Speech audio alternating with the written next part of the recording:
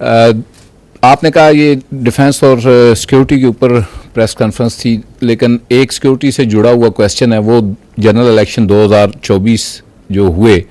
اس میں I am still waiting security کو سوال، وہ بھی آپ الیکشنز کو سے لے کے فوج کا سیکیورٹی رول تھا اس میں باہر. الیکشن رزلٹ آئے، نتائج کے اوپر ایک سیاسی جماعت کی طرف سے یہ الزام آیا کہ میسو ریگنگ ہوئی ہے، اور پھر اس سے بڑھ کر یہ الزام آیا کہ میسو ریگنگ جو ہے وہ اس میں اس کے پیچھے عسکری قیادت ہے.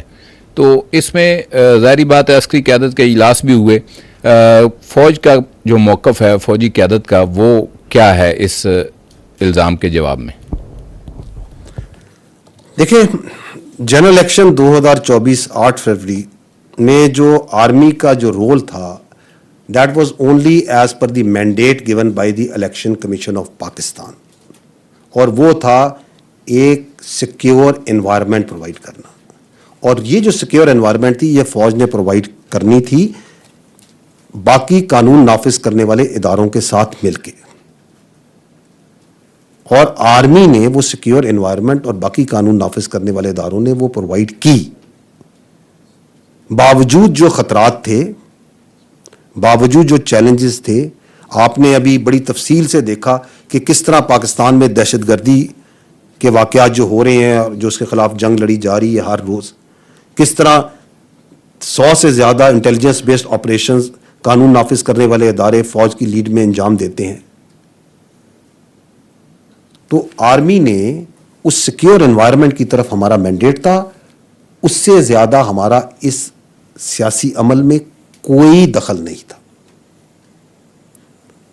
افسوس کی بات یہ ہے کہ وہ یہ لارجر جو سوشل میڈیا پروپیگنڈا کی بات ہوئی، اس میں ایک تواتر سے چونکہ ایک زہریلا بیانیہ بنایا جاتا ہے،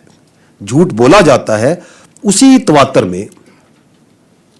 الیکشنز میں فوج کی سیاسی مداخلت کے بغیر ثبوت کے جھوٹے بیانیے کو آگے بڑھایا گیا، اس کو مذموم سیاسی مقاصد کے لیے، اور کچھ میڈیا کے اور سوشل میڈیا کے عناصر نے بھی اس کو چلایا. ہمارا ان سے صرف ایک ہی سوال ہے، جو میں نے کہا کہ we don't work in the form of allegations and counter allegation.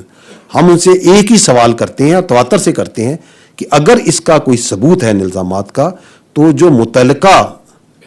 آئینی اور قانونی ادارے ہیں ان کے آگے وہ رکھا جائے. کیونکہ یہ جو اس طرح کی بات چیت ہے، یہ جو آپ پرٹیکولرلی بات چیت کر رہے ہیں، اس کی اپرچونٹی کاسٹ یہ پوری قوم دے رہی ہے، ہم سب دے رہے ہیں. کیونکہ اس سے فرق یہ پڑتا ہے کہ جو ایکچوئل ایشوز ہیں پاکستان کے، چاہے وہ گڈ گورننس کے ہیں، چاہے وہ آپ کی معیشت کے ہیں، چاہے وہ سیکیورٹی کے ہیں، عوامی فلاح و بہبود کے ہیں، اور متعدد مسائل ہیں ہمارے، ساری توجہ، بات چیت، تبصرے، فکر، سوچ، ایفرٹ وہ ڈائیورٹ ہو جاتی ہے اس نیگیٹو ڈسکشن کی طرف، اس بے بنیاد الزامات کی طرف. تو میں یہی عرض کروں گا کہ پاکستان کی جمہوریت کو